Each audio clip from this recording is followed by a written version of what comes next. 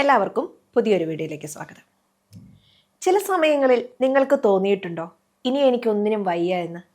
ഒരു ചെറിയ പ്രശ്നം പോലും താങ്ങാൻ കഴിയാതെ വരിക, എല്ലാ നിയന്ത്രണങ്ങളും നഷ്ടപ്പെട്ടതായി തോന്നുക. എന്തുകൊണ്ടാണ് നമ്മൾ മാനസികമായി പെട്ടെന്ന് തകർന്നു പോകുന്നത്? ഇത് ഒറ്റ രാത്രി കൊണ്ട് സംഭവിക്കുന്ന ഒരു കാര്യമായി കാണരുത്. മറിച്ച് നമ്മുടെ മനസ്സ് മടുത്തു എന്ന് പറയുന്ന ഒരവസ്ഥയാണിത്. നമ്മുടെ മാനസികാരോഗ്യത്തെ കാര്യമായി നമ്മൾ പരിഗണിക്കേണ്ടതുണ്ട്. ഓരോ ദിവസത്തെ പ്രശ്നങ്ങളും ജോലിഭാരവും സാമ്പത്തിക ചിന്തകളും നമ്മുടെ മനസ്സിനെ കൂടുതൽ സമ്മർദ്ദത്തിലാക്കും. സാധാരണഗതിയിൽ വ്യായാമം, വിശ്രമം, വിനോദം എന്നിവയിലൂടെ ഈ സമ്മർദ്ദത്തെ തടയാൻ നമ്മൾ ശ്രമിക്കും. ഒരു പരിധി കഴിയുമ്പോൾ എല്ലാം കയ്യിൽ നിന്ന് പോകുന്നത് പോലെ തോന്നാൻ നമുക്ക് കാരണമാകും. നിരന്തരമായ സമ്മർദ്ദം ശരീരത്തിൽ കോർട്ടിസോൾ എന്ന ഹോർമോണിന്റെ അളവ് വർദ്ധിപ്പിക്കും. ഇത് നമ്മുടെ തലച്ചോറിനെയും നാഡീവ്യൂഹത്തെയും നിരന്തരം അമിതമായി പ്രവർത്തിപ്പിക്കാനുള്ള സാധ്യതയുണ്ട്. ആഴ്ചകളോ മാസങ്ങളോ വർഷങ്ങളോ നീണ്ടു നിൽക്കുന്ന ഈ അവസ്ഥയെ നമ്മൾ അവഗണിക്കും. ഇതിനെ നമ്മൾ ബേൺ ഔട്ട് എന്നാണ് വിളിക്കുന്നത്.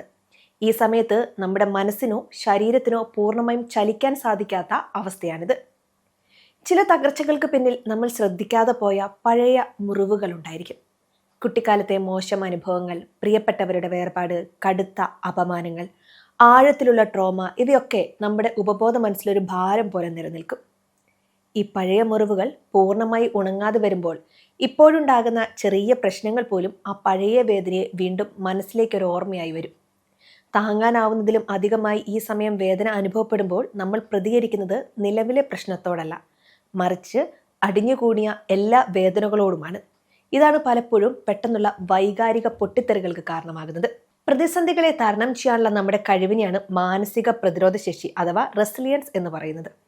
ചിലർക്കിത് ജന്മനാ കുറവായിരിക്കും, അല്ലെങ്കിൽ ജീവിതാനുഭവങ്ങളിലൂടെ ചിലർക്ക് അത് നഷ്ടപ്പെട്ടിരിക്കാം. ഈ കഴിവുള്ളവർക്ക് ഒരു ചെറിയ തിരിച്ചടി പോലും വലിയ ദുരന്തമായി അനുഭവപ്പെടും. ഇതിനോടൊപ്പം സാമൂഹിക പിന്തുണയുടെ അഭാവവും കൂടിയാകുമ്പോൾ കാര്യങ്ങൾ കൂടുതൽ വഷളാകും. വിഷമഘട്ടങ്ങളിൽ സംസാരിക്കാനും പിന്തുണ നൽകാനും ആരും ഇല്ലാതിരിക്കുമ്പോൾ ആ വ്യക്തി എല്ലാ ഭാരവും ഒറ്റയ്ക്ക് ചുമക്കേണ്ടി വരുന്നു. ഇതിനെ ഒറ്റപ്പെടൽ അല്ലെങ്കിൽ ഐസൊലേഷൻ എന്ന് നമുക്ക് വിളിക്കാം. ഇത് മാനസികാരോഗ്യത്തെ തകർക്കുന്ന ഒരു സൈലന്റ് കില്ലറാണ്. നമ്മൾ തകർന്നു പോകാനുള്ള ഒരു സാധ്യത ഇവിടെയുണ്ട്.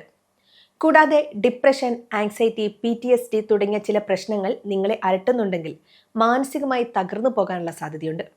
ഈ രോഗാവസ്ഥകൾ തലച്ചോറിലെ ന്യൂറോ ട്രാൻസ്മിറ്ററുകളുടെ സന്തുലിതാവസ്ഥയെ തകർക്കുകയും സമ്മർദ്ദം താങ്ങാനുള്ള മനസ്സിന്റെ കഴിവിനെ കുറയ്ക്കുകയും ചെയ്യും. ചികിത്സ തേടാതിരുന്നാൽ ഈ അവസ്ഥകൾ ഒരു ബ്രേക്ക് ഡൗണിന് കാരണമാവുകയും ചെയ്യും.